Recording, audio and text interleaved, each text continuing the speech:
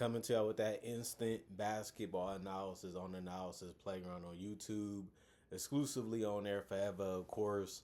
And we're going to talk about how the Houston Rockets beat the Washington Wizards 123-118. Some turnovers by Kevin Durant made the lead look a lot lower than it actually was. He turned the ball over, gave up two layups, and then Sharif Cooper ended up shooting a three to make it 118, and it was really worse than what it looked throughout the game. But carelessness by the Rockets and their decision making made it look a lot better for the Wizards than it actually was by the end of the game. The Rockets did win the season series 2-0. They only play each other twice each season, and this was the second time, and they won both of the meetings. The Wizards go to 16-44 and 11-21 at home. The Rockets go to 38-22 and 18-15 on the road. Washington 30-26. They ended up winning the first quarter. The Rockets won the third quarter though, 34-29. Fourth quarter was won by the Wizards, 38-29. The Wizards ended up losing the third quarter, 34-29 to the Rockets, and then the Wizards won the fourth quarter, 38-29. But they still ended up losing the game anyway. Kevin Wayne Durant, 37 minutes, 30 points. He went 8 of 15 from the field, 3 of 6 from 3, 11 of 11 from the free throw line. He was just totally in control of what he's doing. He was slowing down, taking his time, not really trying to rush too much, not really trying to push the issue too much when it came to scoring the basketball. The problem with his night was the turnovers. Just mental lapses, too predictable, and just allowing them to get easy points just because he just wasn't focused enough to make the decision sometimes when he had the ball in his hands. And that's just been something he's been doing with this team this entire year. He's learning new players. He's learning what they like, and he's trying to not score as much or just do too much. And he wants his teammates to do stuff, and he wants to help them confidence-wise by giving the ball and showing him that I believe you can do something positive by giving up the ball to you. And it has become something that can be very flawed, and it can be something that can be very predictable for him in Sengun in this game, because it just shows you that you didn't really know what you really wanted to do. Did you want to score, or was you just trying to get the ball to have an opportunity to do it, and you really weren't sure if you really wanted to do it? I feel like they're both trying to balance that, as they continue to go through the season, and possibly it could be a problem in the playoffs with lack of a point guard that can really set everybody up and get people good looks if those two can't do it. But Kevin Durant did have one block. He also had one offensive board, one personal foul, was a -1 and +. Tari Eason, he was the only starter for the Rockets to not score in double figures in points. He finished with 9, mainly because he went 4 of 11 from the field, 0 of 2 from 3, but he also did go 1 of 1 from the free throw line. He missed a lot of good open opportunities and some easy ones too in this game, and that made him not score in double figures, and it kind of dropped his efficiency too, because if you don't make them, it counts as a miss. 6 rebounds, 2 assists, no turnovers, and a block for him. He had 2 offensive rebounds, 1 personal foul, was a +13 and +. Alperen Sengun, 38 minutes. He had 32 points. He attacked the basket really, really good, and he was just slowing down and making sure he got the shot that he wanted. Most of the time it worked, and if it didn't, he was at the free throw line. He did miss his only 3, and he still did finish 12 of 20 from the field, so that was efficient. And he also went 8 of 11 from the free throw line and had 13 boards. That was the most for the Rockets, and actually it was the most in the game for both teams, so that was a good thing to see from him. He did have 2 assists. The problem was 8 turnovers that led the game, and it just showed you that they're still trying to figure out who is where and what is what with this team, even though it's late in the season, because some of their guys, like obviously Jabari Smith Jr. wasn't in this game. He's a usual starter, and now they're having Reed Shepherd and Amen Thompson be their starters right now. But Sengun did have a steal in the block. He had 2 personal fouls and had 6 offensive boards and was a -4 and +. And he's one of those guys, that we're either going to double team you or we're comfortable with who you're going one-on-one with. He just has to understand that you're going to make the play or you're going to have to make the shot. And if you don't have your mind made up, you're going to turn it over. Amen Thompson, 31 minutes, 22 points. He went 10 of 15 from the field. He did make a 3, and it was his only one that he attempted. That was good to see. He also made his only free throw. He finished with a double-double because he had 12 rebounds. And he's going to attack that rim. He's going to put a lot of pressure on you to make mistakes with your feet, and once you do that, he can blow right past you and be right at the rim or close enough to it to where it's a high percentage shot for him, and he can play off teammates to get them too. He did have 4 assists though, 2 turnovers, 2 steals. You know he's gonna make take some chances to get the steals, and most of the time it works out for him. But he also had 2 personal fouls and 3 offensive boards. Out of that, 12 rebounds, and he did get a +6 and plus minus. And Reed Shepard, a big reason why they was able to win. 6 steals, that was game high. 2 blocks. He also had 10 assists, and he flirted with a triple double because he had 7 boards, and he also had 3 turnovers. He had 19 points, and he did play the most minutes on the team. And then he went 7 of 18 from the field. It was mainly because he went 4 of 11 from three. If he would have made more of his threes, his field goal percentage would have been a lot better. But he did blow some layups and stuff like that too. So he could have been a 20 and 10 night for him, but it wasn't meant to be, I guess. But he also went 1 and 2 from the free throw line, had 2 personal fouls, was a +10 and plus minus. Dorian Finney-Smith, 27 minutes, 5 points. He went 2 of 6 from the field, 1 of 1 from three. He had 6 rebounds, 1 assist, no turnovers in the steal, 3 offensive rebounds, 2 personal fouls, and was a +1 and plus minus. And then you look at the fact that he rebounded real well for the minutes that he played, and he did try to play as much defense as he could, even though he wasn't the greatest or the worst offensively. He hit a three and made another shot, so it wasn't the worst performance, even though it was the best offensive one off the bench, because Clint Capella had 4 and 8 boards, and he had an assist too, but he had a turnover, and he did have 2 personal fouls, but he went 1 of 3 from the field. But the 2 of 2 from the free throw line allowed him to get 4 points by the end of the night. He did get 6 offensive boards. Out of that, 8, and was a +6 and plus minus. He played hard, and they didn't really pay attention to him too much. And then he was able to get the rebounds a lot of the times for that reason. Aaron Holiday, 20 minutes, 2 points, 1 of 3 from the field, 0 of 2 from three. No turnovers, 1 personal foul, and a -8 and plus minus. Josh Okogie, 9 minutes. He missed his only field goal, which was a three. No turnovers. He also had 4 personal fouls and was a +2 and plus minus. And then you look at the Wizards. They competed. They made it competitive a lot. They won the first quarter. They won the fourth quarter. They kept playing until the game was over, but they still ended up with the loss.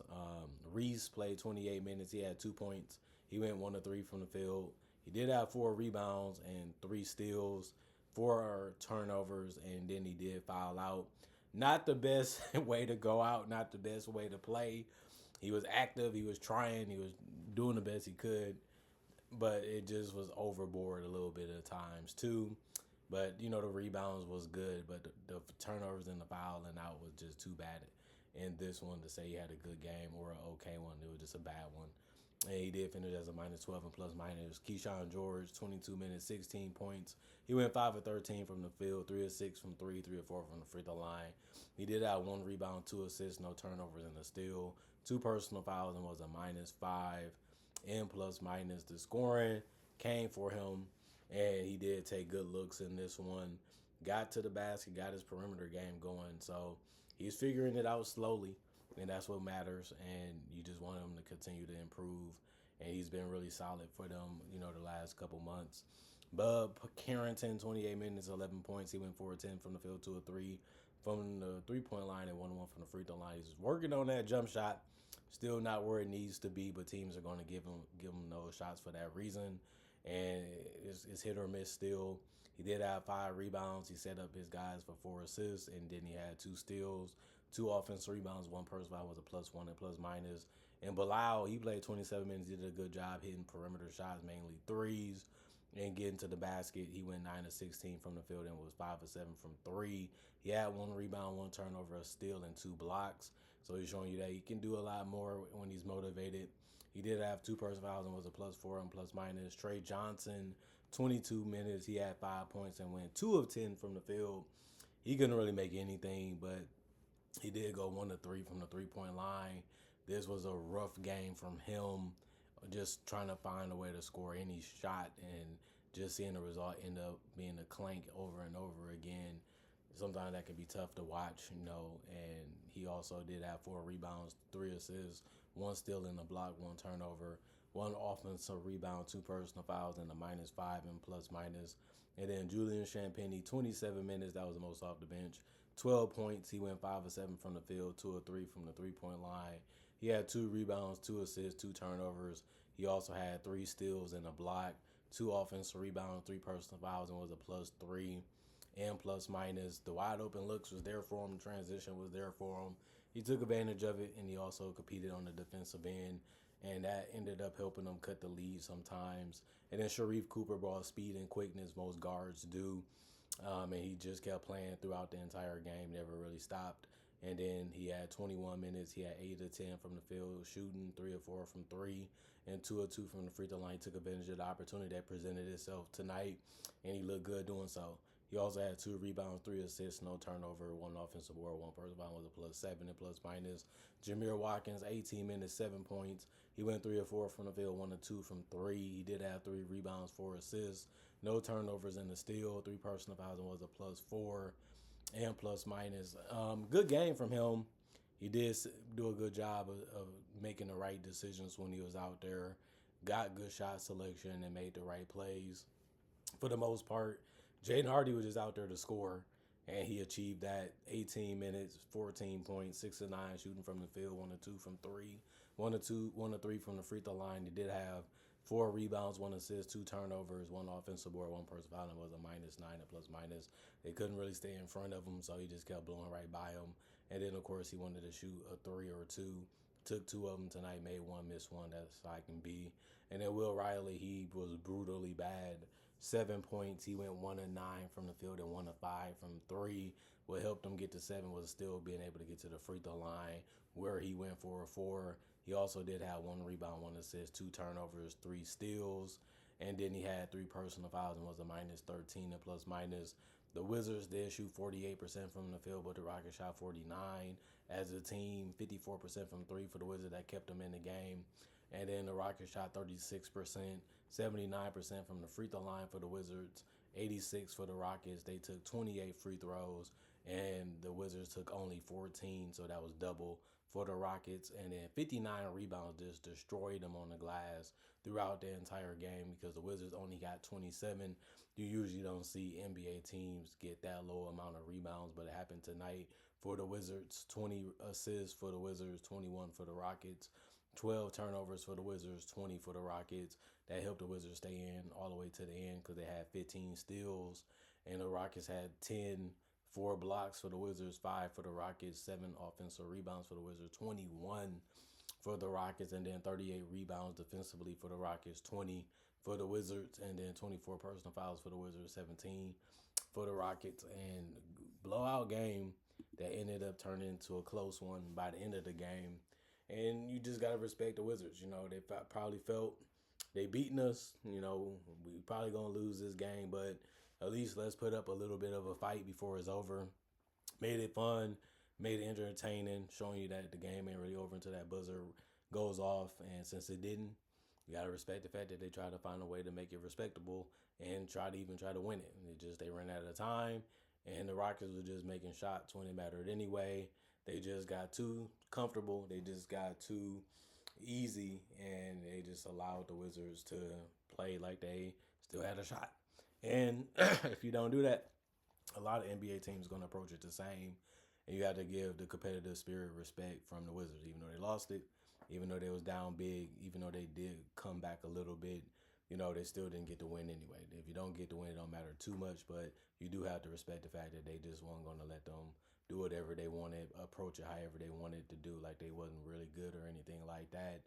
And you have to say, that's what you have to do. Next time you play us, we're going to come right back at you like we ended this game is what you want to end it to like, even if it's next year. And they should be better next year with the guys that they got at the trade deadline and then possibly in the draft in the offseason. So, you know, the Rockets are a team that is still figuring these things out. You know, they have had so many guys out, so many lineup changes, and they just been dependent so much on Şengün and Durant to carry the offense, and everybody to try to benefit off of them because they're just so good at what they do.